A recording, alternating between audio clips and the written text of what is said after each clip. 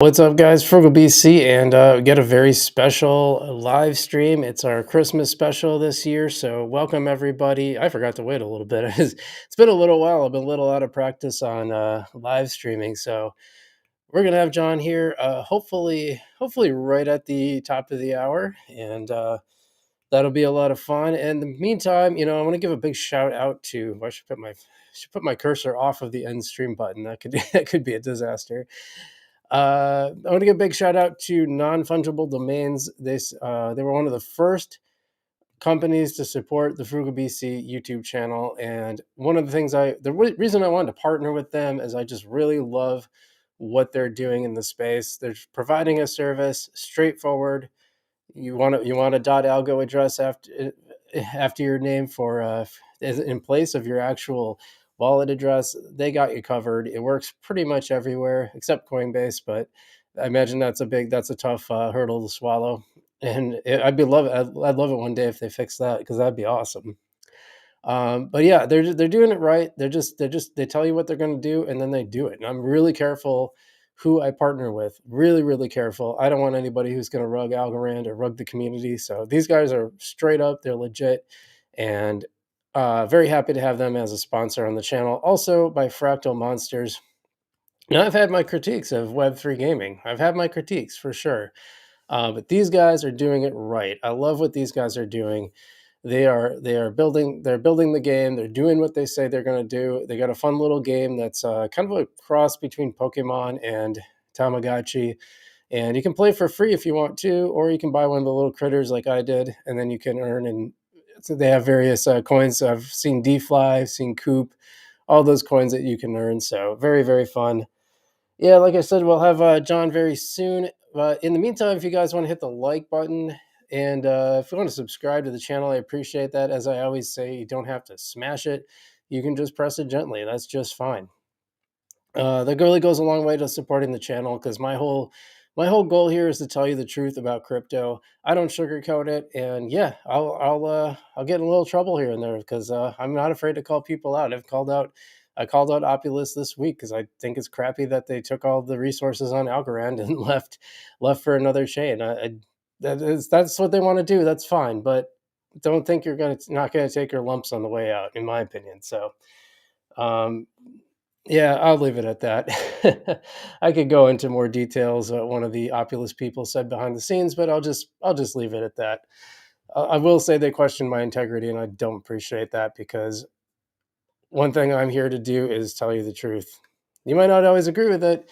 I'm not always going to be on. It's not going to be peaches and roses on this channel. And we got some kind of tough questions for John today. And by the way, you too can have questions for John if you leave your questions in the chat, and John will try to answer them. I'm going to prioritize super chats first, so if you do one of the super chats, that'll come up first. Got a lot of people in here. Hello, Kenrick, Felix, welcome. Ballsy says nobody has a Jaws. Algorand, blessed to have a Jaws. Me too. And Caleb says, "Hey, Merry Christmas." And well, Merry Christmas, Caleb. Appreciate you being on the show. Yep, we'll have John here in a few minutes, so can keep an eye out. And think about what questions. Pat Hardery's in. What's going on, Pat? Welcome to the show. Good to have you here. Yeah, I got some pretty good questions for him. We're gonna talk about like invest answers, some kind of basic stuff that I've wanted to ask. I also want to ask, one of the things I really want to ask based on this week's news is, like, should there be clawbacks for these Algorand grants or investments or whatever you want to call them? I think there should be some benchmarks tied to them, and maybe some clawbacks. Someone pointed out they might be kind of hard to enforce, and I can kind of see that. I thought that was an interesting. That'll be an interesting point of discussion. I'm sure he's going to want to talk about Python and AlgoKit 2.0 and all that fun stuff, and I'm big on that too. Yeah, it's been a while since I live streamed. Andrea Pasqualini. Sorry, I probably butchered that name. I apologize. Says Merry Christmas. Merry Christmas back to you. Merry Christmas to everyone in the Algorand community and everyone else. As I've said for a while, I am not like married to the Algorand chain or any of the other chains. For me, it's just that Algorand tends to work the best. I just like the way they're building. Um, all these other chains, we keep seeing news about them being down and not working, not functioning right. And here's Algorand just chugging along. That's why I like it. So, are there things that could be better? Sure. So I did this Invest Answers video and I was a little surprised. Well, I wasn't surprised. I was surprised to see, Invest Answers, he was saying, like, oh, I just bring you the data. It's like, yeah, but you cherry pick the data and you ignore the stuff that doesn't conform to your viewpoint. So he'd leave off the fact that Algorand had like the most active user wallets on the very platform that he was using that was saying was pure data. It's like, well, there's no such thing as pure data. you know, you can easily misinterpret data, and we see that a lot. While we're waiting for John, see what else is going on in the comments. Oh, Pat asked, well, he says happy holidays to all, which is really cool. Also asking me how I'm doing. I appreciate that. Actually, I don't know if you can hear it in my voice. It's still pretty scratchy from last week. It was the weirdest illness. My nose is still, my sinuses are still kind of like plugged up. They're not back to normal. I haven't been back to jujitsu. Jujitsu is so demanding. That's like, and actually, I haven't been out on the bike at all either because it's like, well, it's been about 30, between 30 and 40 degrees, and when you're not feeling well, it's kind of hard to do. But excuse me. Nearman says, happy holidays to you, my friend. David says, Merry Christmas. Cathal Gallagher says, when are you going to join us for a game of poker on Algorand Casino? Actually, I don't know that much about poker, so I've seen there's a lot of poker games in the Algorand space, which I think is really interesting. There's like two or three of them I could possibly join. Now I don't see John yet. Not sure what's going on there, but David W says Merry Christmas. Well, he said that, but he says lies, damn lies, and statistics. Yeah, exactly. If you're intellectually dishonest, you can make the statistics say just about whatever you want. If you're cherry picking and ignoring the data that's in front of you. And that's what Invest Answers did. He just ignored the data. I heard he did the same thing for HBAR. So that's been on my list to go watch that one and do a reaction video as well. It was just frustrating. Like you could see the manipulation, and a lot of his audience, I don't think, understands they're being manipulated. And all you can do is like say his point, because all his fans would come into my show and say it was just pure data. I'm like, well, I just showed you how it wasn't actually. If you saw that, but let's see. So I'm still waiting here. Hopefully he'll be on soon. In the meantime, let's see what else we got here. 409 Algo says it's called propaganda. Yeah. Well, it is. It's pure manipulation, is what Invest Answers did. It's straight up manipulation, nothing more than that. I should probably give him the.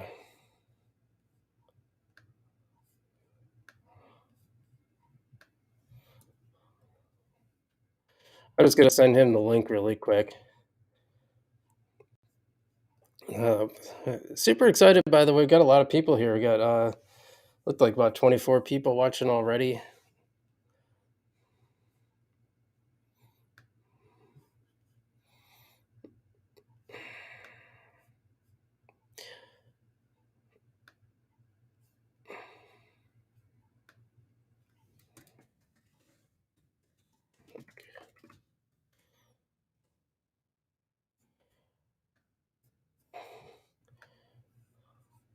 So hopefully we'll have John coming up, and I may have a second guest.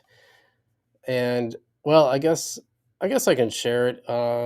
It's AJ from AJ Rates Crypto. I invited him to be on the show, and so hopefully he'll be joining at some point. But he sounded like a maybe, so I had given him kind of a heads up earlier, and He may or may not be here. We got plenty of questions for John, so we'll be fine. Someone retracted a message. I've never seen that before. Good luck, congrats. Yeah, thanks, X Finance. Oh, I think that's Adam. Let's see. Graham L says, I've been using AlgoKit with the new Python template today. It's pretty neat. Well, that's cool. I saw someone posted they've been doing tutorials about how to make a Discord game on Algorand, and since I have some time off coming up, I might dive into that and see like how it is. Like I think that'd be really fun. Yep, that is it is Adam. Okay, cool. Cathal says, does people holding USD on Algorand increase Algorand TVL? It's a good question. And remember, guys, super chats. Well, I'm a little surprised he's not here already.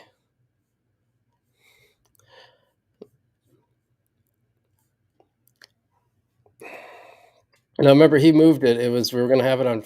I moved it. Well, we moved it after Friday, and because I was sick, so this was going to be last Friday, and then we moved it because I was sick, and I was going to try to power through, but I'm glad we didn't because my illness was like pretty rough. Yep, there it is.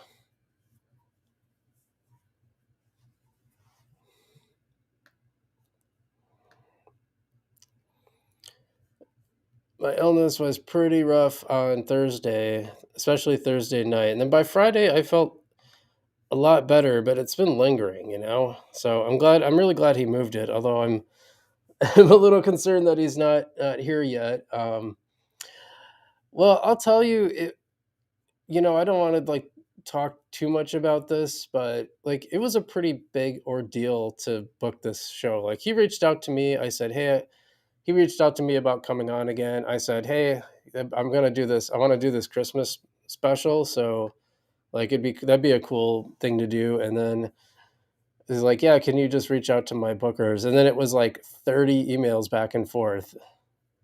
Okay, maybe not 30. I don't want to exaggerate. It was more like it was about 16 emails back and forth, and I had to basically tell them every single thing that I had put in my email, my initial email saying, hey, John reached out, wants to be on the show. He said to reach out to you to schedule it. And it was like, whoa, maybe we can get you someone else from the foundation. I'm like, no, no, John. The point is to have John on the show. He wants to be on the show. Like, and then it like the time, yeah, I don't want to go into it too far, but it was a pretty big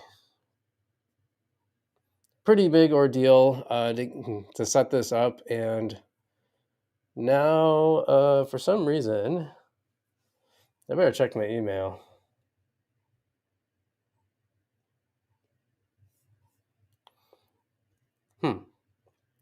Yeah, no emails from them or anything.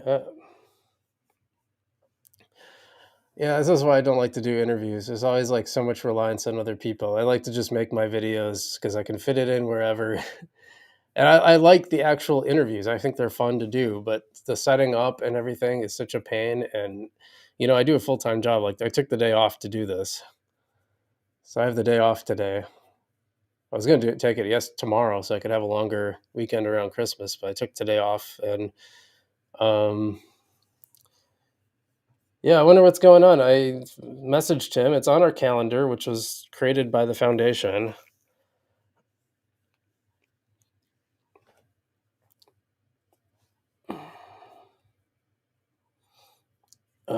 Yeah, I'm not sure. I'm not sure what to say. Well, I don't know. What do you guys think about the Opulus stuff?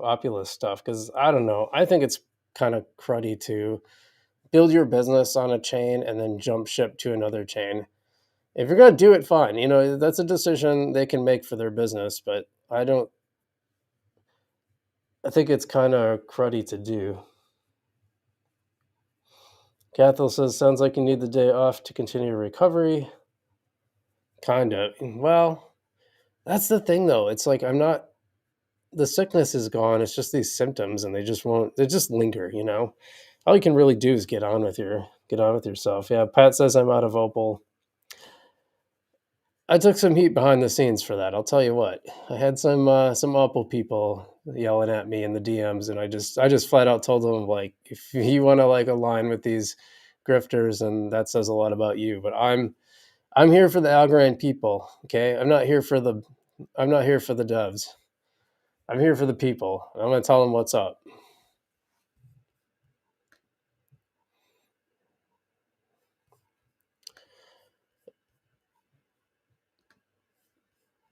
I'm not sure what is going on here.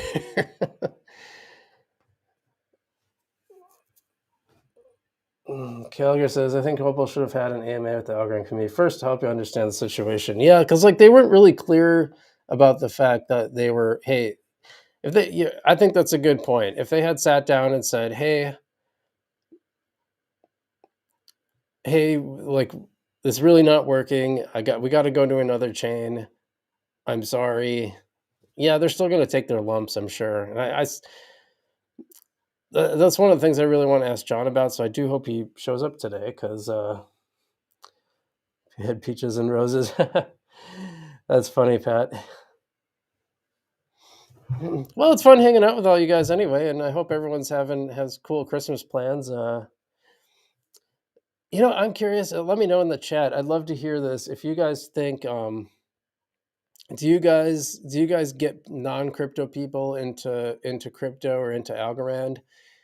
My thing with that is I usually wait I usually wait for people to ask me. I never push it on people just because I don't know, it just doesn't seem like it goes well. And one of the things I wanted to really talk with John about today is like where crypto is in its development cycle, because I think it's still in like the late 70s, early 80s personal computer stage where it's still a pretty specialized audience, and I think it needs to go beyond that.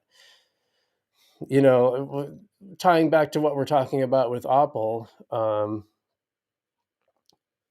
we're talking about with Opal, like it kind of shouldn't matter what chain they're on. It should be about the front end user, not the back end. So they're saying like, well, there's not enough customers on Algorand.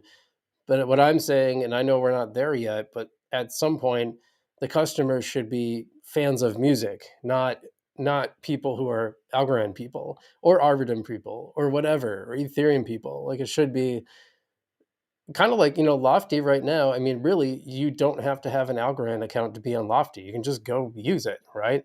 Like I don't think they're marketing necessarily to a broader audience. Maybe they are. I don't know. Maybe, but so David says A-Note Music is providing a lot more transparency on payouts than Opulus. Opulus seems to be preying on people who chase a pump on its own coin rather than a genuine investment in vehicle. And yeah, honestly, that's kind of my impression of them. Um, I I I gotta admit, I had a bit of a chip on my shoulder because they really, Sewell questioned some of their practices, and they really went after him instead of like just addressing the concerns, which a good founder would do. They went after him personally, and I took a lot of offense to that. I don't remember exactly what he had said at the time, to be honest. That was over a year ago, because and it actually was more than a year ago, but I became aware of it when I was at Decipher. Like, sorry, but like you come after one of my friends, and we're not friends anymore. Again, if it was like saying, hey, actually, we're doing this, and that, and just sticking to the facts, cool. I expect a founder to do that, but to just see Will like that, he's a good dude. So I didn't appreciate that. Yeah, Cathal says the lack of transparency is frustrating. Let's see. A lot of people are curious, says Danny. Michael says, I don't know where he is, by the way. Michael Fabrizio says, I told one friend about Algo at 90 cents, still feel bad about it. Yeah, that's the other thing. That's one of the reasons why I don't talk about it a lot, because like there's a lot you got to know. If we're in an upcycle, that's usually that's the problem, is everyone wants to ask you about it when things are going well, and it's like, yeah, but it's kind of too late now. Yeah, Pat says, many curious, but few dive into it. Algo's up 5% in the last 3 hours. Yeah, look at that. Look at that little candle behind. You can see it going up, kind of. up to 21 cents. It was like 20 around the 20 cent mark when I started the stream or was setting up anyway. Well, I'm really sorry, guys. I don't know what happened. I can see it on my calendar that it's correct. I sent him the link over DMs. This is the date he wanted to move it to after. So what happened? He moved it. We had it last Friday, and I was sick. He agreed to move it to this Friday, and then he said, "Hey, would Thursday work instead?" And I said, "Yeah, sure, let's do it. That's fine." And then because there's another thing for me to do later on today, I actually moved my day off to today. So I did tweet him. Cathal says tweet him, or yeah. Well, I tweeted. I tagged him in the tweet this morning about it happening today, and I DM'd him as well. So maybe something came up. It's possible. Danny says, I have bar in Belgium. All my clients know I am into crypto. Even people of 60 years are asking questions. I've had, this is one of the reasons why I make the point that we have to be mindful of how these things, how it is for like non-crypto people. Like I have a friend who's a little bit older than me, probably by about 10 years, and like walking her through setting up an Algorand wallet versus holding it on Coinbase, like there's a lot I think you and I might take for granted about what it was like to set it up for her. Like, I mean, just like really things that like the passphrase, like she started writing them down out of order. And I'm like, no, no, no, no, you have to be in exact order. So put your numbers, put numbers next to it. And yeah, it was kind of eye opening. I'm trying to do more content around like really basic stuff, like really how to set this up. Ooh, I think we got someone. I think we got someone coming in. Someone's here. Let's see what we got. We're gonna bring them on. Hey, how are you? Hey, there's John. How's it going?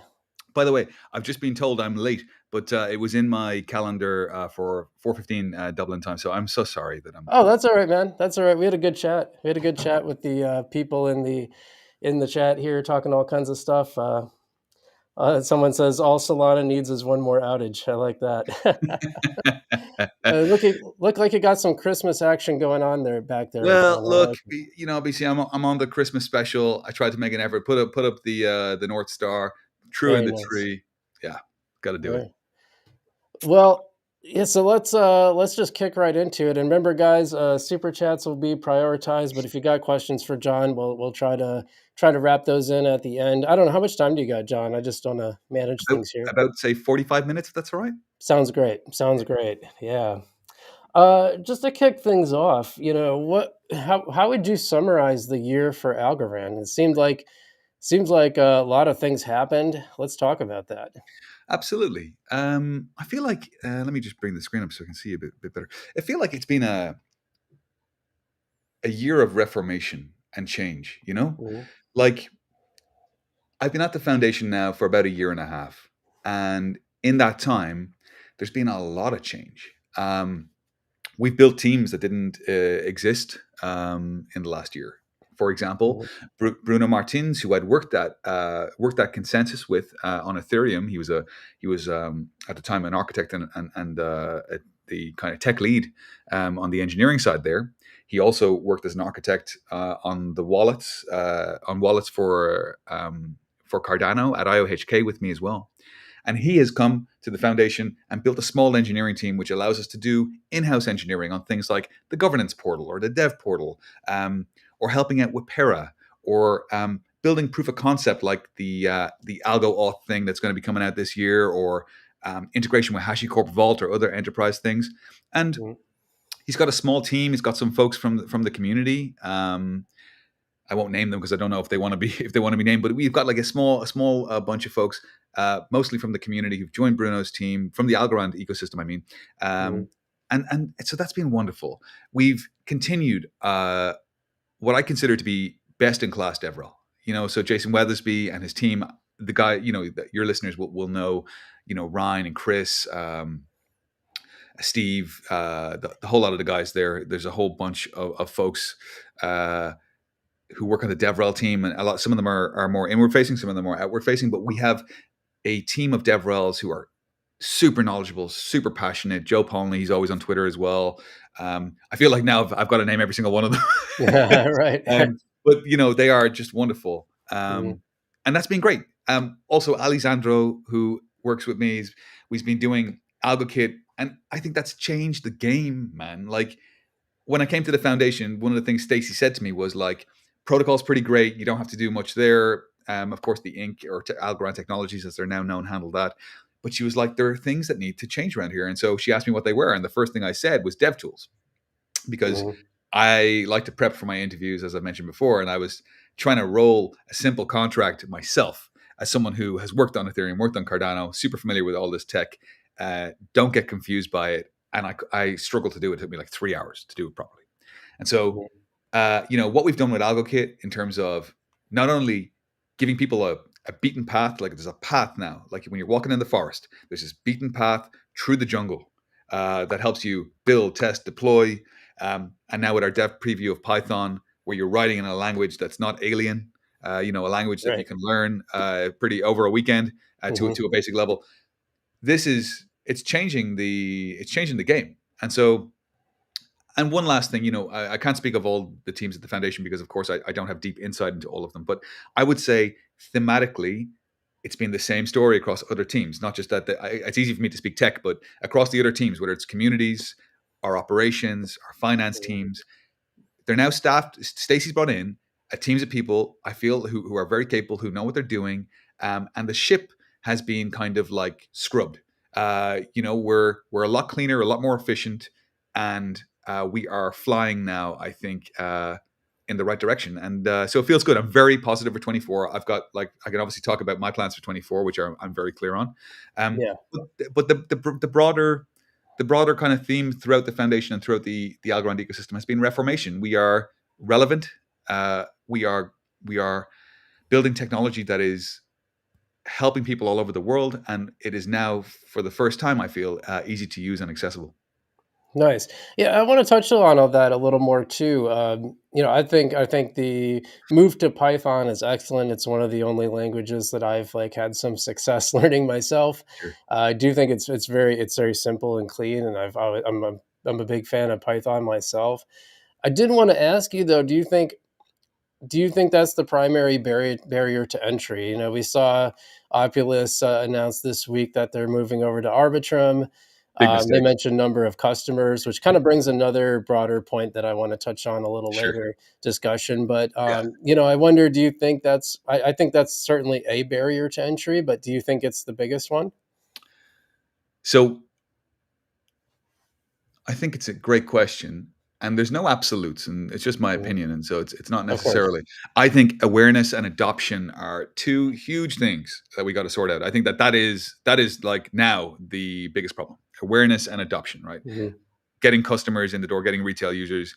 But first, I think first had to come structure, order, and ease of use. And we've brought that, whether it's better standardization on the ARCs or the Algorand request for comments, which are essentially here's how you do an NFT, here's how you do a mutable NFT, here's how you do a smart contract that does this or that, here's how you do multisig.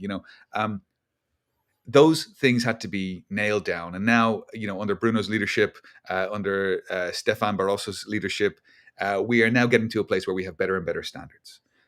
Mhm. We needed to bring ease of use as well because yeah, sure, folks finance, the tiny mans of this world, or previously the algofis of this world, they'll find smart people who can figure out teal and roll a product of the complexity and sophistication of something like folks finance or algofi or tiny man or whatever, or lofty or whatever. But that is not easy, and it kind of filters straight away. It filters a lot of talented people who just are not in Mhm. that kind of top 1% of engineers to figure that level of stuff out, and you lose so much value. And so for me, bringing AlgoKit, bringing Python, normalizing it in Visual Studio Code, that is like reducing that filter way down. So yeah, there's still some people Mhm. who will find it hard to do, but like the net is cast so much wider. And so I do feel, having worked on Ethereum since this is like 2015, I was working professionally there, um, and worked on Cardano, watched Cardano really launch its contracts, watched Cardano really make the smart contract language sing when I was there. Um, I do think it starts with developers. I do think it starts with, just like the iPhone, it starts with an app store. Mhm. When the iPhone first shipped, it didn't have an app store. It had 9 apps or something, or 8 apps, and they were on the home screen. And they didn't even fill. There wasn't two home screens, only one home screen, and there was like camera, Mhm. notes, call, SMS, and that was kind of it. And so that was, of course, it was great for your photos with the pinchy thing for the first time with Mhm. multi-touch, but Right. but it but it didn't have like I want to see what color this is because I want to buy the paint. I'll just get an app that can Right. do that. And so Mhm.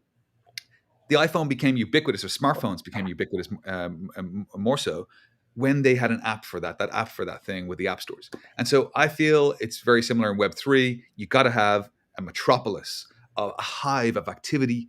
And Mhm. so that starts with developers. It starts with empowering people to use this thing. And then Mhm. when there's a glut of applications and a glut of cool things to do on the chain, that's where you get Mhm. retail, that's where you get adoption, and I think ultimately that's how you win. That's my thesis on it. Yeah. I don't know if I'm right, but I think it starts with developers. No, I think that's great because I'm glad you brought up the iPhone because that brings up another like discussion point that I want to bring up. So most people when they use an iPhone, like they have no idea about like what's in the guts of it. They don't know anything about flash memory or the processors or whatever. They just think, hey, cool, fun thing to use, right? Yeah, And that it took a long time to get to that, back in like the late 70s, early 80s, like to use a computer, like you kind of had to develop kind of a skill set just to be a user of it. I mean, I remember as a kid we had a computer and I had to like read this manual and just basically follow everything in the manual just to get it to do like sure. basic stuff, right? And like we've gone all the way to like the GUI phase where things became more intuitive, then onto the iPhone phase where most people using it, they don't have to care what's in the guts of it. And there's not really like a barrier to entry in terms of skill set or what have you. I mean, there's some people that are like power users that know all the little tricks and stuff, but to me, crypto in general is kind of in that late 70s, early 80s stage where it's like a lot of specialized people. And we were kind of talking about this on the stream a little bit, where I was helping someone who's like maybe 10 years older than me, like set up a para wallet for the first time. And like a lot of this stuff, like even I would take for granted that I had to like talk her through. It's like, oh no, no, you gotta write down those words in order, like put little numbers next to them so you know where they go. Yeah, Like, and that's just stuff I wouldn't even think about because I'm like in the mix here. And I guess my to frame it as a question is, how do you see us getting from where we are now? Well, first off, I'd ask if you agree with that assessment, and if you do, how do we get to the GUI phase? What does that look like? How do we get to the iPhone phase, etc.? yeah, great question, and I do agree. And I remember one of my earliest memories was getting Mortal Kombat, the original Mortal Kombat, not like the reboot Mortal Kombat, Hmm. working on an IBM 386 DX40 that my uncle gave me when I was like 8. Okay, and it, Nice. it required understanding like floppy disks, understanding how to use PK unzip at the command line to like unzip the files, understanding how to like change directories, and then when I finally understood, okay, I type MK and hit enter to run the executable to start the app to play Mortal Kombat, I'd get a message saying uh, executable greater than the largest executable program size. And that was DOS telling me that I needed to move things into the high memory area, like the mouse driver, or I needed to make more memory for the executable to fit into the thing. And so, or to fit into executable space. And so I remember getting it working after like looking through a big manual and found a command called memmaker that made more executable space. Mhm. And that's what we're at. That's where we're at right now. And like that's because I was a geeky kid. I really wanted to play Mortal Kombat, but I'm sure there's lots of Mhm. kids who would have just gone outside and played football. And Right, so right, and so I totally agree. Now, if you want to play Mortal Kombat, you go to Steam, you type Mortal Kombat, you hit enter, you click play. I mean, right. that's it, right? So we are absolutely going to go to a place if crypto is as successful, if self-sovereign digital assets are as successful as I think they are going to be, we absolutely will get to a place where they are ubiquitous and have the same ease of use as your cell phone. Um, how does that happen? I think there's a whole multitude of different things. Number one, it's got to be somewhat imperceptible. I mean, the same way you don't worry about TLS 1.3 or Quick or HTTPS when you're browsing the web. I think largely a lot of this stuff will be hidden from the user. But for the parts that we have to make sure we don't hide, um, because it's important. For example, maybe users who do want to have that self-sovereignty over their key material so that they do truly own the assets themselves, not custodied by some company that could maybe go bust. For users who do want that extra control, we still have to improve the user experience, as we have done with AlgoKit for the developer experience. And I think that starts with things like decentralized key recovery, a scheme that makes it easier to store and manage the keys so that you don't have people who are in their 60s or 70s who go to look at their retirement pot and find that they can't access it. So it's a whole range of things, from Yeah. interaction to custody, and even to, of course, development. But I do think we're going to Mhm. get there, and I do think that it's critical. And if you look at most of the things that I'm focused on from a tech point of view, it's usually around the user experience, whether that's Devrel Mhm. helping with code, Bruno helping with standards, um, Stefan helping with standards, or indeed the stuff we're doing with Alessandro and AlgoKit. It's all about making it easy to use. And if you don't do that, and you keep it in a place where it's hard to use, they're never going to come. Yeah. No, I agree with that. I think there's kind of a push pull there because it seems like the more decentralized it is, the more burden there is on the user to, well, not make user errors essentially, right? So, Yeah. I can have stuff on Coinbase, and that's like, a lot of times when people ask me about crypto, I just start them there because it's pretty user friendly. But at the same time, the more, if you want to be like safer about it, you probably have your own wallet, but then that comes with like user risk because what if I lose my password or yada yada. So I think that's one of the crypto's biggest challenges. I totally agree. And yeah, Coinbase, I'm not a huge fan of Coinbase personally. They Hmm. were the crypto exchange that I started off using. Back when, like, 2014 or something, I remember buying on Coinbase, 2015 maybe. Um, but their fees are higher. But as you say, they've created an experience which for people um, is easy to use. And so when you go to Coinbase, you get prompted with a kind of a Visa Mastercard. How much do you want to buy? You type it into the box, you hit go, and it's easy. It's like taking money out of an ATM. And so Right. again, just testifies to the fact that the best user experience wins. And I think it's absolutely crucial. And I know, by the way, just to answer people, this is one of the things that people ask a lot on Twitter. Hmm. When Coinbase, why doesn't Coinbase promote Algorand? Why doesn't Coinbase support USDCA? The Yeah. variant of USDC that's on Algorand. Hmm. Um, it's not for want of trying. They are aware we want this. We put a lot of pressure Hmm. on them to engage at all levels, from the business Hmm. development level all the way up to the executive level. The the thing about it is that they have their own roadmap and they have their own plan. And there is some friction there for them to implement USDCA because they have to deal with the opt-in. And so, for whatever reason, they've chosen at this point not to integrate it. But it's something that we're focused on. And of course, just like I mentioned previously, Yeah. we want this thing to be available to everyone. But yeah, it's not for want of Mhm. trying. I get that. Yeah, it's kind of curious because don't they have? Didn't I just see like a post that they have a bunch of other chains USDC versions that they support? Yeah, but I guess in most of those instances, there's no opt-in, and it's easy to retrospectively upgrade users' accounts to be able to accept that. Think of it this I get. way: Binance supports, I believe, USDCA. Okay, so you can Mhm. send your USDC on Algorand to Binance, and then you can sell that for other currencies. But that's because Binance had the ability and the technical capability to go. Hey, you know what? We're gonna programmatically opt all of these wallets that we custody for people into USDCA so that they can receive it. And they managed to find an elegant way to do that. Of course, it's possible. It just takes a little bit of smarts, but they did it. And so I guess Gotcha. we're going to be waiting for Coinbase to figure out the same thing. We're happy to work with them and do it for them. But at the moment, they are not showing the same interest that we are. Well, it's good. It's good to at least understand the reasons because I didn't really. I just saw that today where all these other coins were all these other USDC versions were listed on there, and I thought, well, that's or supported, I should say.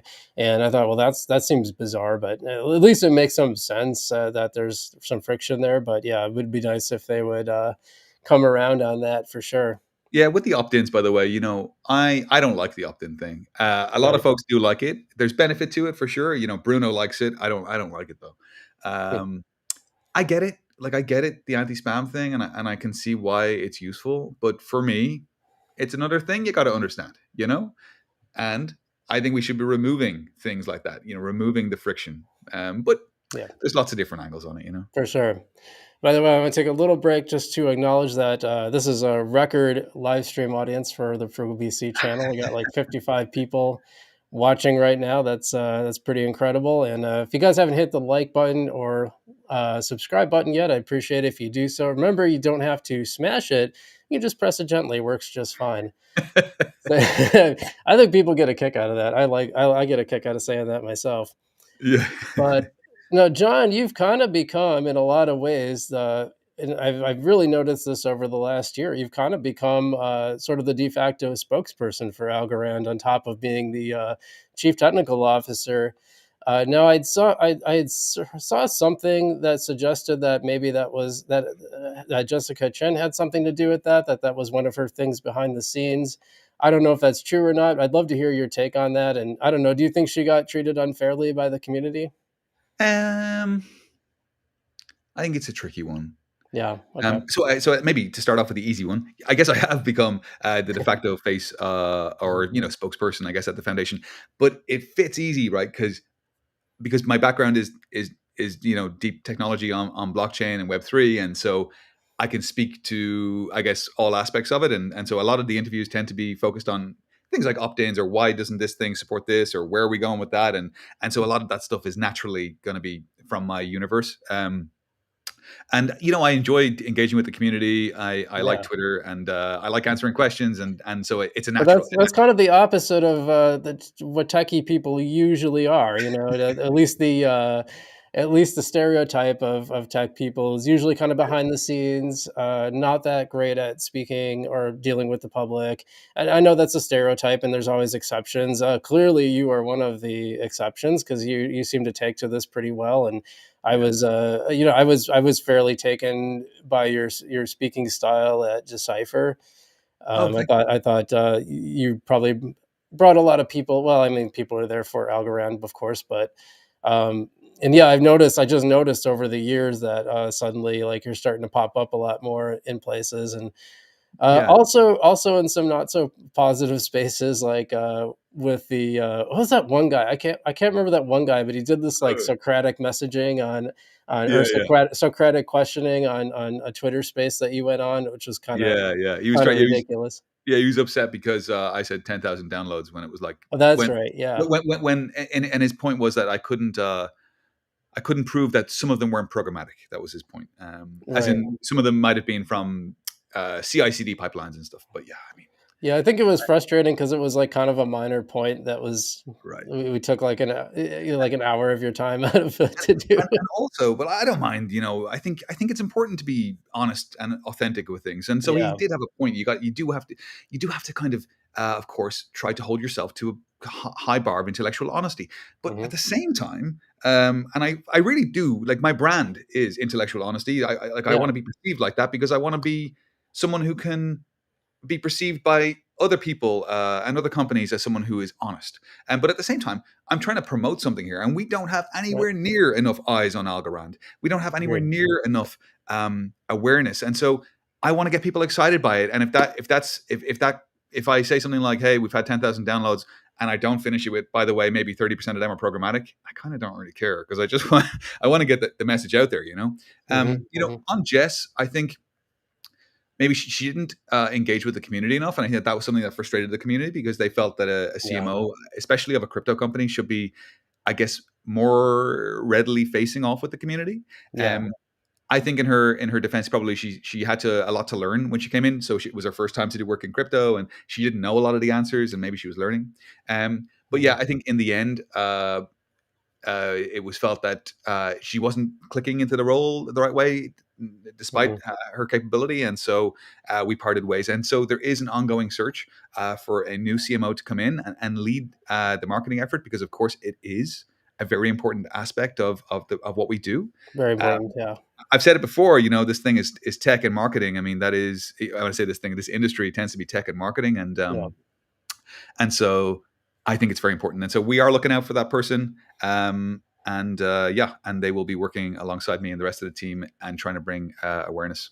Yeah, because to me, crypto is more like a startup. I think you have to have a startup mentality. You know, you have to have a claw your way out of the hole kind of a mentality versus a, more of a like corporate structure. Even though there is kind of a corporate structure to it, but I think you have to have you really have to think in terms of like a startup where it's like everyone has to just kind of be ready to do what needs to be done.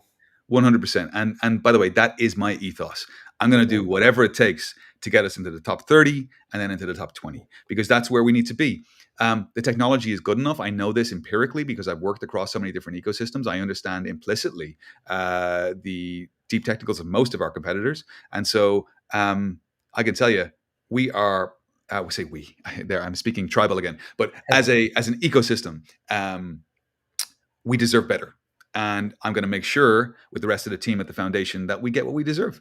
And Mhm. so we have largely fixed developer tools to a point where they are great. They can get Yeah. better. They will get better in Algorand V3. We're going to do some really, really exciting stuff. That means new languages. That means sublime debug. So it's going to be like as easy as debugging, your JavaScript.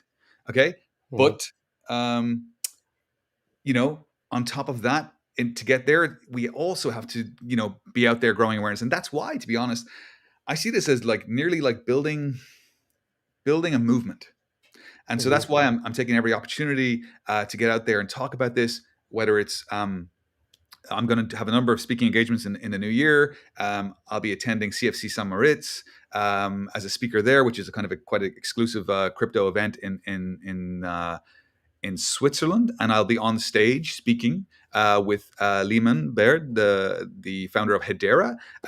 Emin will be Yeah. there from AVAX. I'll be on stage with both of those guys talking about layer ones, and I'm just committed as part of my role outside of tech to just getting the voice out there, getting the message out there. Yeah, I mean, and you mentioned talking tribal. I kind of expect people from Algorand to be a little bit tribal, though. I think that's okay. But along those lines, interesting that you mentioned Lehman Baird because HBAR is another chain that we're pretty big on here on this channel. Do you see? I almost see them as maybe complementary isn't the right word, but kind of like-minded. Do you think that's fair? Yeah, so I think they have a different philosophical outlook, maybe on the architecture of their consensus. Right. But there's no doubt to me that they have some very, very bright people working on that product. Lehman and I chat, and we've chatted a few times one to one. And he has some very interesting ideas about where to take things. And I think you can watch this space for things that we might do in 2024. I think there's some exciting stuff coming up there. Nice. I like Um, that. yeah, yeah, and Well, so I can't spill too much. I do have some spicy alpha for you, actually. I've got one thing that is not known yet that I can give you a date for a release of something exciting, maybe towards the end of the show or whatever. okay. But yeah, I can't go too much into that yet. But there's some exciting stuff coming up in Interrupt. Yeah, Nice. Well, keep watching, guys, because we're gonna get some alpha here on the end of the show from John. And remember, you can leave your questions in the chat. We got a lot of chats though, so super chats are going to be prioritized. I don't know how much we're going to get through. We're going to try to leave a little time at the end for that. But you mentioned intellectual honesty before earlier in the show, and well, one of the most intellectually dishonest videos I saw about Algorand came from Invest Answers.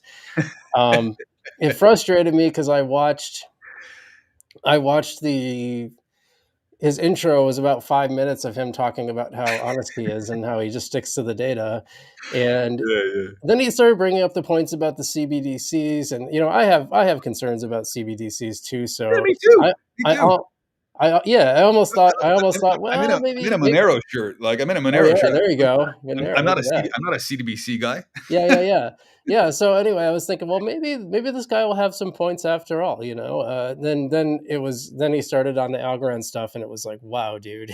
I Yeah, mean, just major data manipulation, ignoring, cherry picking his data, like one of the worst videos I've seen. And then you mentioned slaughtering his FUD, and in an ode to his amount of intellectual honesty, he says, "See, he wants to slaughter me." I know, I know. It's pathetic. Mhm. But like, you know, I watched that video.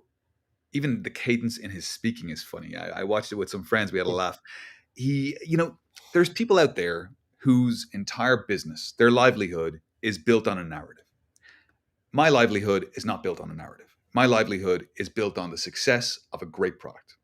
And Yeah. so I'm building something with the rest of the team at the foundation and at the technologies firm that's changing the world. What I'm not doing is trying to convince people of my view on things. And so that's the difference between someone like him and someone like myself. He has a line and he's got to toe it, whereas I just call it as I see it. And that's Right. why I know some people were saying, why waste the time with these people? But I feel like calling out the shit is worth doing. And Yeah. so like I'm kind of, when I see some nonsense from some moron, I'm gonna take it up. I'm gonna hold it up to the light. I'm gonna show people how stupid it is, and then Mhm. I'm gonna burn it because I think it needs to be done. And actually, the more I do this, the more I notice that we start to press people's buttons a little bit, and we start to Yeah. make some noise. And I think Mhm. it's kind of half the battle is kind of being and Mhm. being relevant is being noisy. No, I agree. Yeah, there's a nutrition scientist named Lane Norton that I follow on Twitter, and people will say like, "Well, why do you engage with these people who are saying these nonsense things about nutrition?" He's like, "Well, because it's not for them; it's for the people watching, because Right. they know this BS is BS, you know." Yeah. And I kind of feel the same way. That's why I went after the Invest Answers video, because I'm like, I have to like pick this guy's. And by the way, I got through like 3 arguments because I'm like, oh, that's already going to take up like 20 minutes of video. Like I can't even go through the whole thing. It's just I seen your retort, and it was great. It was the best one that I'd seen actually. Mhm. So thank you for doing it. People were saying, "Hey, John, can you do the retort?" It takes forever to research Oh every yeah. single point in a convincing way and hit back on it. And so we're doing a lot at the foundation, and to be honest, I'd have to take a whole day out to build a video Right. that was coherent and was of a standard where people would be happy with it. And Mhm. so I just didn't have the time to do it. But I was glad that you had done it, and so thank you Yeah. for doing that. I appreciate it. Frugal BC's got you covered for Yeah, sure. baby, Frugal VC. So good. So By the now way, that you now let me that hit you let me hit you with some spice. okay, let's do it. So the paper on consensus incentivization is done, and we think it's good, and it's being reviewed by myself, my colleagues, and my peers at Algorand Technologies. Um, I'm going to shoot a video where I'm going to walk through it because it's quite technical. It has a whole bunch of stuff in it from how we're going to build it, what are the changes that are going to be required, what's the impact, what are the kind of mitigations that you might have to think about when you're rolling a change like this, because this is a serious Mhm. change. And when you change decentralized networks, especially those where you add incentives or money, you can sometimes change the gaming angles on things. So we got to think about how things are done. And so it's like a 15-20 page document, and we're going to release it. I'm going to announce this here for the first time. I was going to tweet this, but now this is spicy. We're releasing this on January 17th. That date is somewhat arbitrary. People would say, why pre-announce something? We want to get the messaging right around it, and we're giving the marketing team some time to kind of get the messaging out there and grow awareness on it. But the paper's done. It's going to come with a video of myself chatting through it so people can understand it, even if they're not super techie. And yeah, Jan 17th. And at the same time, because we want to kind of show that we're outward facing and we are, um, working for you. I said the community. We're going to release a roadmap that's going to describe all of our major technical innovation that's coming for 2024. Right there in January, you're going to have a list of things you can rely upon. We can give them sexy names because I know people are like, hey, why do you call it dynamic lambda? Why not call it like fire dancer? Right? So I like, like Fire Dancer. Let's do yeah, that. yeah, yeah. We can come up with some groovy names for these things. But January 17th, we're going to have a roadmap. We're going to have the document on consensus incentives, which, like I said, is a PDF, and it's going to come with an instructional video that's going to walk you through it and the main concepts. And so we're very excited about what's going to come in 2024. I mean, you've got everything from AlgoKit v2, the production release of Python, so you can truly start building your production apps in Python, CI/CD, the whole lot, build, test, deploy, line by line debugging with AlgoKit v2. We're going to be working on AlgoKit v3. We're going to be bringing improvements to the network speed with dynamic block times or dynamic lambda.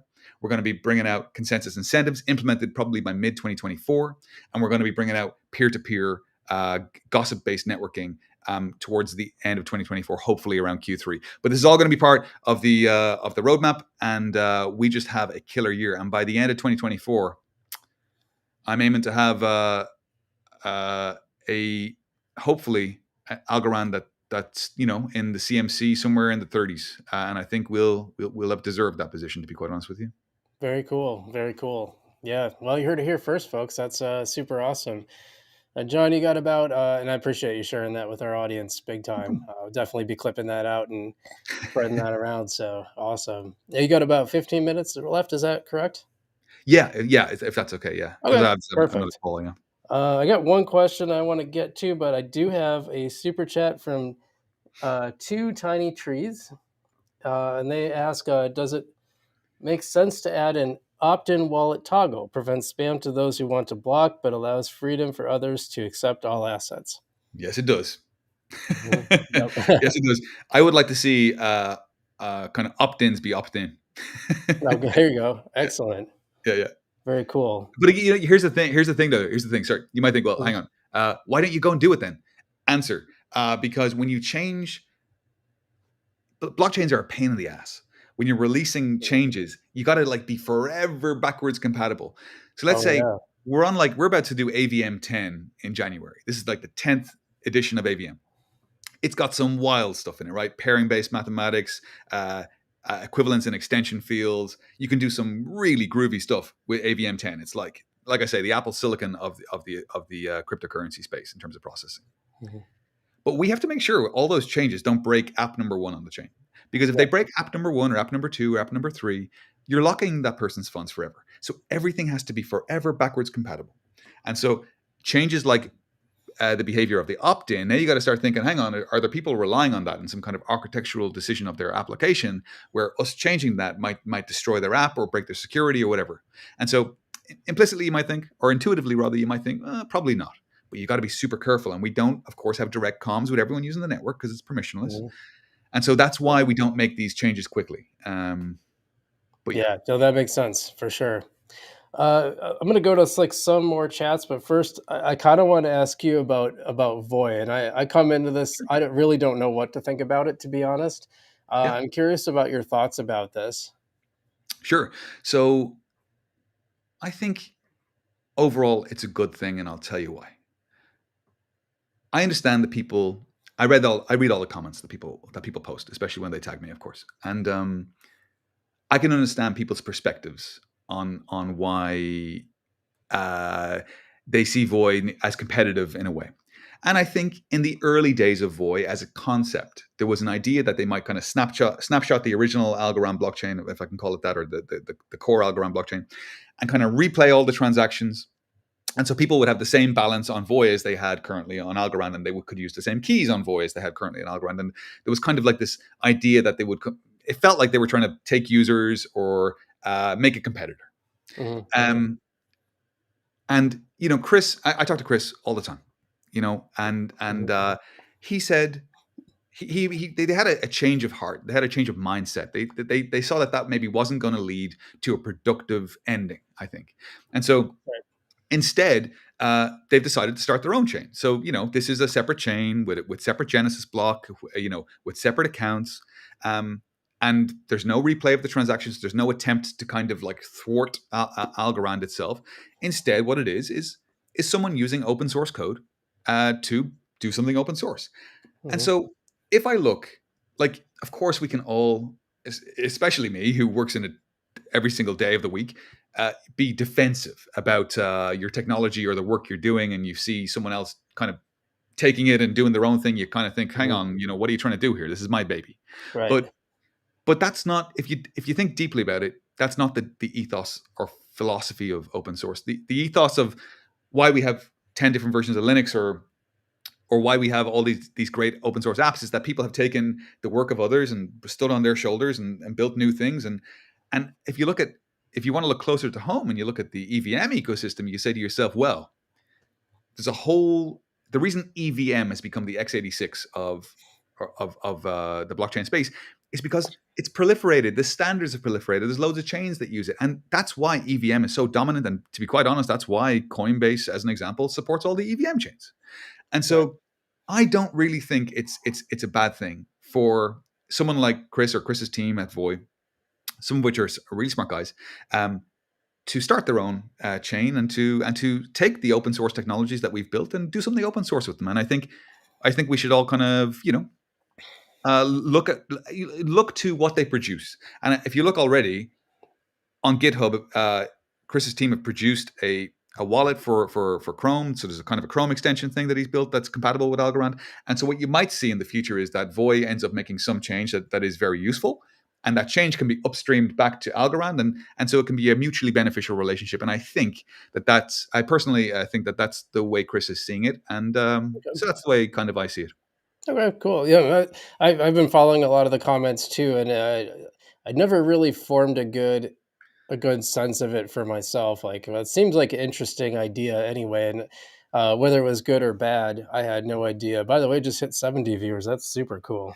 One thing I will say, and I've said it to Yep. Chris, running a blockchain, it's a bit like kind of a new relationship. And I know because I did it at Cardano. I was responsible for the releases. I was responsible for the engineering choices, responsible for the architectural choices, responsible for when we signed off a thing and made a new push to the customer, or sorry, the end user, not the customer. I see everyone as customers, but that's it's a bit like a relationship. It's like, the first few weeks, it's like you're waiting for her to text, and it's like really exciting. And then you get like 3 kisses at the end of a message, and you're thinking, oh my god, like this is great. This is great. And then you go for lunch, and you have this amazing lunch. The coffee's amazing. Have your first kiss. Everything's going great. Year 12, my friend, 3 kids. They're screaming. You got to get up. It's raining. And so year 12 on blockchain comes at about kind of month 6. When you're running mainnet, your AWS bills are like tens of thousands of dollars, and there's some critical bug on a Saturday night when you're out with your friends. So I would say, just like a dog is forever, not just for Christmas or whatever. A blockchain Right. is forever. Hmm. So I don't envy anyone who's starting their own. Well, funny that you bring that up. One of our longtime viewers, Catlin Guzman, asks, how much did the Algorand blockchain make in fees for 2023? And that's an interesting. Someone brought that up, that one of the downsides of having a very inexpensive chain to use is that the fee collection is quite low. Is that an issue for you guys? Tell me about that. So I think it's about. I mean, I don't know the exact number, but it's about $2 million, or like US dollars kind of territory. I think is what's in the fee sync at the moment. I don't entirely know, but I think I don't want to give away too much about the paper that's coming up, but the paper Mhm. basically says, hey, in the long term, fees have to become enough to sustain this thing. In the short term, I think there's of course going to have to be some amount of money that comes from the foundation to support incentives. Okay, Mhm. but this is all in the paper, and you'll be able to read all of this. But right now, if we relied on the fees alone, we wouldn't get much uptake, and so we do have to get to a place where the fees are sustainable. We could be there next on New Year's Eve when we start juicing oranges, right? We could be there. The volumes the volumes might pick up enough that we'll have some significant fees, but I think it's probably going to be a combination of things. I suspect, and well, there's a little bit of hope and a little bit of kind of analysis. I think volumes picking up obviously Mhm. are going to be good. Number two, I suspect over time we might introduce some kind of fee market where, as an example, even if blocks are half full, you could pay more to become first in the block or something like that, as something that might be useful. But again, this has to go through research development. Right. It's only an idea at this point. Maybe Mhm. number 3, we might want to increase the fees, never to the point where they are dollars, never to the Right. point where they are like 50, 60 cent for a transaction. But at the moment, they're like less than a fraction of a single cent. Yeah. Maybe that needs to be half a cent or something like that, or a cent or whatever. And so getting the Mhm. fees where they're still absolutely trivial, but they are maybe 10 times more than they are today, is probably how it all comes together to make a sustainable security model. Hmm. By the way, I think it's funny that you brought up the oranges. Like, how do you feel about the fact that, like, you can say some innocuous comment about oranges and it becomes this meme? And I think there's actually an ASA called for Yeah. oranges or something like that. Yeah, yeah. No, I love it. I absolutely love it. The warmth that the community have for me is amazing, and it makes my job so much easier. Like, I get a lot of people who are so supportive, and I love them. I love interacting every day. When I wake up, the first thing I do is open my Twitter and look at what people have said, and it brightens up my day, and people are. I feel like I feel like we're leading a kind of a charge as an army. It's really wonderful. And on that oranges thing, I think it's hilarious. I mean, I even when I said it, I was like, that's a stupid thing to say. But then I was just trying to, as people know, I was just trying to, highlight how stupid some of the metrics were. Right. But I think it's hilarious, and I actually think that the four oranges,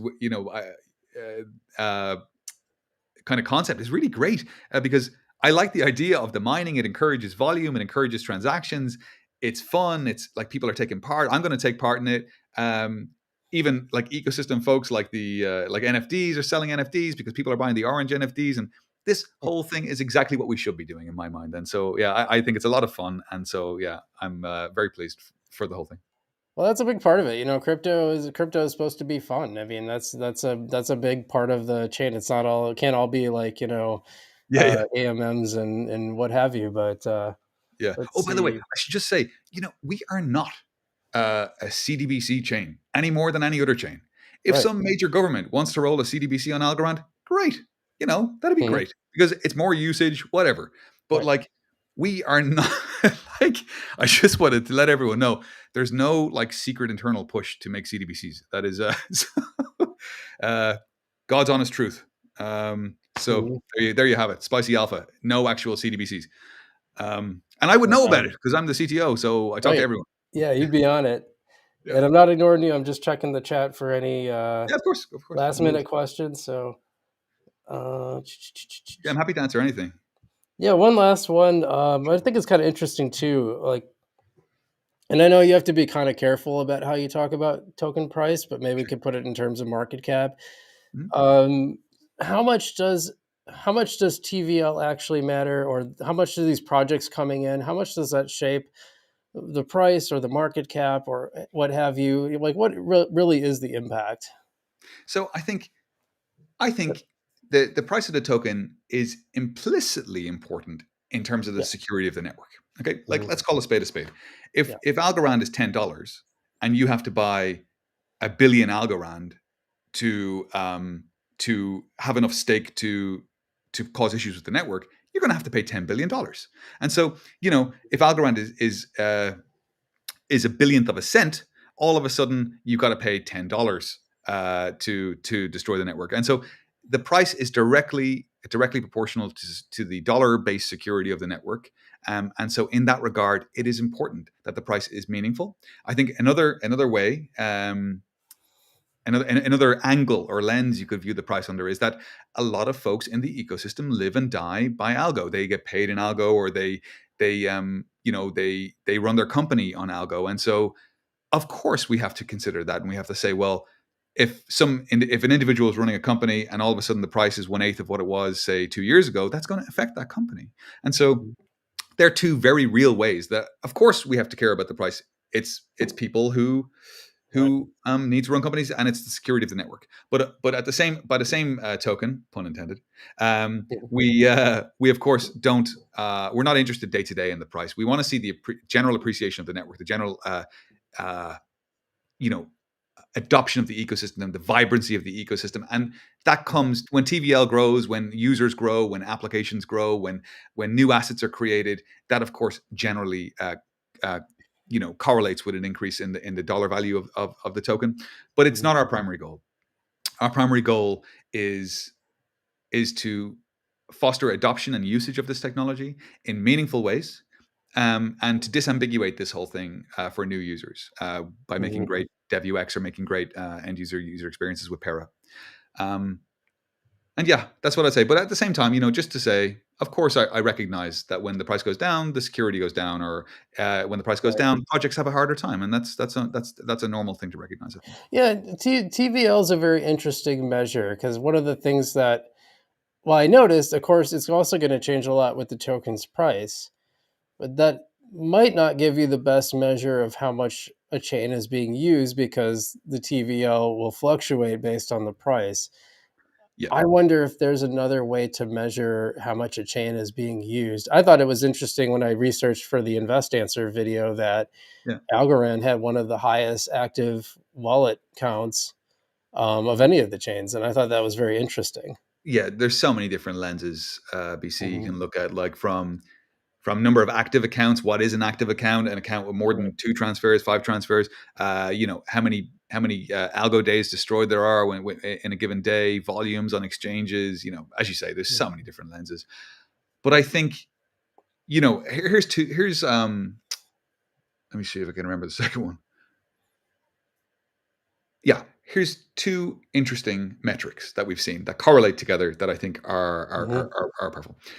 I'm going to take notes. Yeah. And don't quote me on the days. If there's someone who wants to fight me on a Twitter space, it's plus or minus a month here. But in the general last calendar year, like the last kind of 13 months or so, we've seen a 3x growth in the number of apps on the chain, and these are unique apps. Right. So this is important because an NFT is not a unique app. So we don't want to count every single NFT because my NFT and your NFT are basically the same app, just deployed in 2 different instances. But in terms of the number of unique apps, we've seen a 3x increase, and that is I think fantastic. So from the launch of the token to a year ago, there was 500. Now there's 1,500 or something like that. Wow. And correlating with that, in our dev portal, our Discord, where people go and they can ask questions, we have a ChatGPT style bot that answers questions there. It's trained on our docs. And we've seen a 3x growth in the number of questions that were asked to that bot. And so, interesting. Yeah. And the downloads for AlgoKit are still on the climb. They're surpassing any expectation I had, because I thought there was only going to be a few hundred major developers, but instead we're seeing thousands of people who are interacting with this. And I think we're going to see a landslide of development when Python goes mainstream, when it's part of the main release. And right now it's dev preview, so it's a little bit harder to get your hands on. But when this is something that you just go, actually, I probably shouldn't say this, but we're going to we're going to make it so, we're hoping to make it so that you don't even have to do a pip install AlgoKit anymore. You can just come download like an app and right from the site and just use it, just like you would with WhatsApp or whatever, Slack or whatever. And so that is cool. Did you just drop a little more alpha on us? I can't do any more. I'm going to get fired. Yeah. But, awesome. That is cool. Yeah, man. I appreciate that. No worries. So, Jan 17th, roadmap, consensus incentives with a video from myself explaining things. And yeah, very excited for what's to come in 24 between the development of AlgoKit v3, drop of AlgoKit v2, and consensus incentives and peer-to-peer. It's going to be a good year. Good stuff in the works, man. Well, John, I appreciate you hanging around a little past the time, and appreciate your time today. It was really fun. Always good chopping it up with you, and I like that you can take the tough questions. You don't shy away from them, answer them well. So I appreciate it, man. Listen, thank you so much. And by the way, I meant what I said. I really not only appreciate folks like yourself, BC, in the community who give me a voice and a platform to speak to everyone, but also I do deeply appreciate all of the love that I get from the community. It means a lot, makes the job so much easier when I see so many people behind me trying to push in the same direction. So, it's just been wonderful. So I really appreciate it. Well deserved, man. I mean, you're doing the work. You're speaking to the people. You're letting them know what's going on, and you're doing the work behind the scenes too. I appreciate it. A lot of double duty on your end, and we all appreciate the effort. So thanks so much for being on. Have a Merry Christmas, man. Yeah, you too. Happy Christmas to everyone. Enjoy the holidays. Okay, take care. See you soon, buddy. Bye-bye. Bye. Well, that was really cool. That was a really fun conversation. Well worth waiting for. And I got through most of them. The only thing there's a couple little things I was going to ask about, but I think we got through most of the main questions. And I tried to poke out a couple of yours throughout here. So thanks so much, guys, for watching. I just want to see who's on yet. Oh, I missed. Sorry, Two Tiny Trees. I didn't see the second super chat, but I appreciate the support of the channel. You asked about thoughts on retail-focused apps. If you want to see it, I think we were just wrapping up when that one came through, so I apologize. But guys, I really appreciate everyone watching. It was a lot of fun. I wonder if we had any viewers on Kick. And by the way, this was a record. Must be .com. Wow, I haven't been to Kick in a while. It's not even in my saved anymore. Yeah, this is record. We're at 74 viewers. That is That's absolutely the most concurrent viewers we've had. Sure, we logged in with Google. I just want to see if we actually have viewers on Kick. But yeah, a lot of alpha. He shared some like really important stuff there. I think that's super cool. Let's go to my dashboard here. I have like one viewer according to this on here, so not really any messages. I just do it. I don't know why I even go to Kick. Sorry, yeah, sorry, two tiny trees. I apologize for that. It's weird because usually it pops up on the thing, and it didn't. It popped up your first one, but not your second one. So I apologize. I do appreciate you supporting the channel. Let's see. Olivier Franchi asked, "Do you think the token? Do you think the token will soon recover from all-time highs? Will it get back to all-time highs? And which ones are you talking about? Are you talking about like the natural one, or because when it launched at like three something, and I do think it can get back there. By the way, I do. I think we're looking at. I really think we're looking at $3 to $5, and I know that seems crazy right now, but when stuff starts really kicking off in the bear market, and I took a little profit. I took a little profit from Sol and from Near today, just a little. I like to keep a big bag open, so uh, making those moon bags, that's important. That's from the investing side. I like to say Algorand is the chain that I use. Like I bought more Algorand today. I bought it to put into my tiny man pool so I can make more daily income from that. I do, yeah. So to answer your question, yeah, I do think it can get there. I really do. Pat says great interview, Frugal BC. I appreciate that. Flow Sharp, awesome. Thank you. Pedrosaurus says great interview, BC. By the way, if you guys hadn't hit the like button, and if you haven't subscribed to the channel, I really appreciate that. This went really, really well. I would like to do more stuff like this. Not often. I just can't do them often. Oh, Olivia asked about Python and AlgoKit. So this is for the developer side. Python is a computer language, and that allows people on developing on Algorand to use Python versus like PyTeal or a more complicated language. AlgoKit is sort of like it's sort of like a thing that just comes with all the development tools that a developer would need.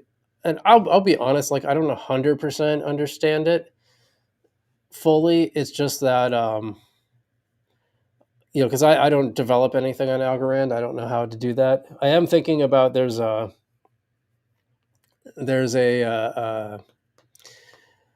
tutorial that I saved on how to do like a Discord bot game, and I'm thinking about like playing around with it. I don't know if I'll actually make something, but and you also asked, is Python a better way? Okay, so you did know what that is. I apologize. Is Python a better way to use Algorand than JavaScript? That's a good question, but I don't think a lot of. I personally just think I don't know about for Algorand, but just for development, I found Python to be the easiest language to learn because it's like pretty straightforward. Catlin says oranges are a lemon, but a long time holder and have been squeezed. Still have hope. Yeah. Is there documentation on Algorand nodes? There is, and if you search for it, there's actually good videos on how to make one, how to actually download it. I couldn't get it to work on my computer, the one you see behind me. There's some oranges. I'm just gonna go back through. David says the Invest Answers takedown was Frugal BC's best so far. Also, far better for the community to lead on those. Hope Frugal BC can focus on takedowns. He says methodical, analytical style more, please. Yeah, I appreciate that. Actually, like I said, I heard he did a similar video on Hedera,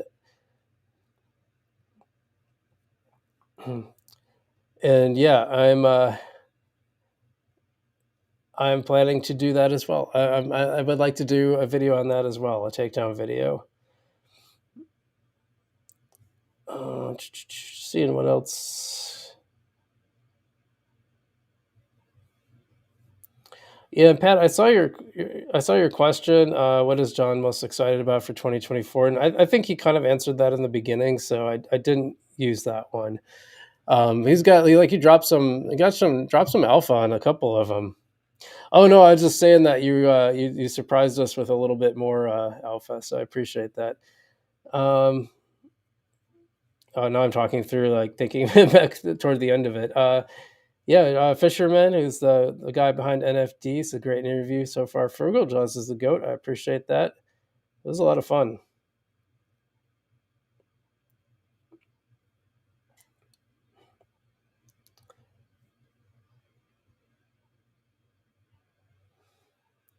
I didn't get to the support for project, the packages, and I also wanted to ask about the clawback idea, but we didn't. We just didn't get to that. That was the one that I missed. I'm just kind of going through. I apologize if this is a little boring. I just want to see what some of the comments were. Yeah, AML says Python and Web3 will make Algorand the DApp of choice once companies start learning about it. Yes and no, but I think it has to market. It has to be less about marketing to Algorand people. It has to be more about marketing to outside users. One of the things I like about Lofty is that I'm pretty sure you can go start a Lofty account and not have to touch Algorand. Like it operates on Algorand, but you don't have to like do anything. You just interact with it like normal website. I still think it needs to get less clunky though. There's a lot of clunkiness. Uh,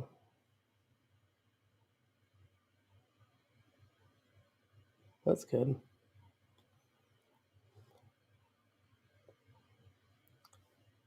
Cool. Well, we got a lot of good stuff. Do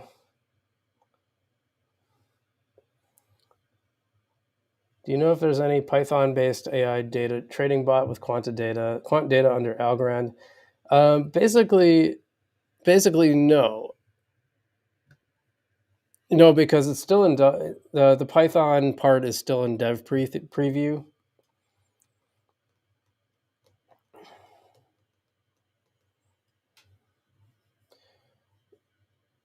Olivia asks how. I assume you're asking how it recovered to all-time highs. Well, because that's how bull markets work. I mean, it's really just that simple. Like, and I never make guarantees. Maybe it won't. It's entirely possible that it won't. I just think it's very likely to be around $3 to $5 because that's historically how bull market runs work. You'll see a gradual run up to around April May 2024, which is when the halving happens, and then things really shoot off, and they kind of drag everybody with. And Algorand has enough user base, it has enough people behind it holding coins, operating on it, that I see the coin getting more valuable.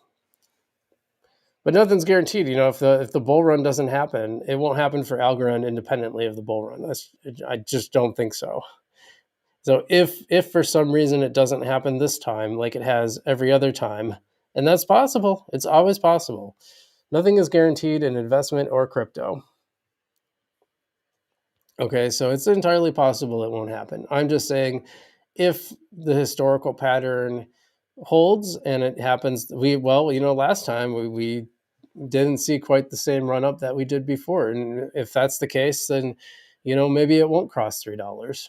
It's possible. I never want to say anything is that. This is why I take some profits early on. A lot of people just tell you to buy and hold. I'm saying like probably should take a little bit of profit off the top when you're up.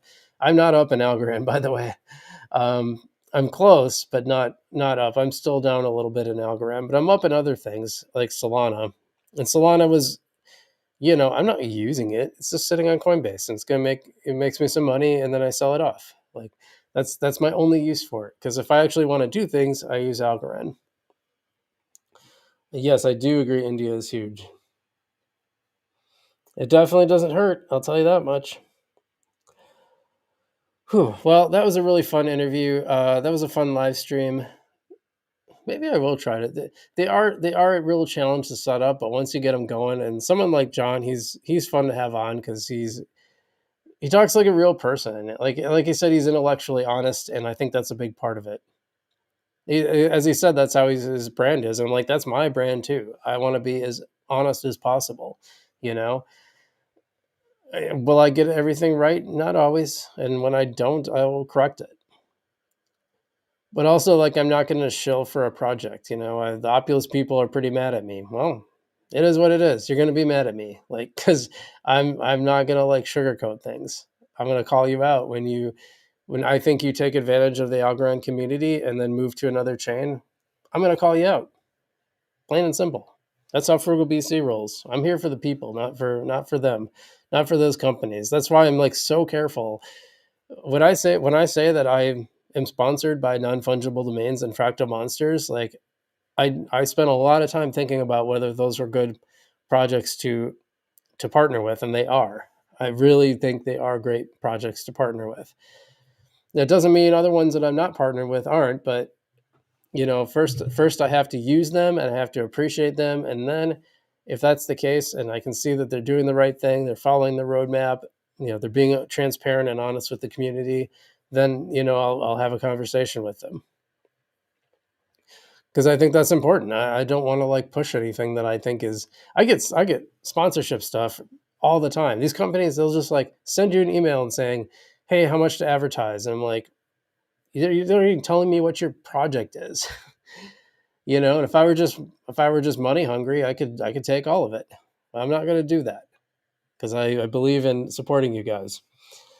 And I see that you're in in the chat, Fisherman, who's from Non Fungible Domains, and I appreciate that. That wasn't just for your benefit, though. I just want to explain why I do what I do and how I do it.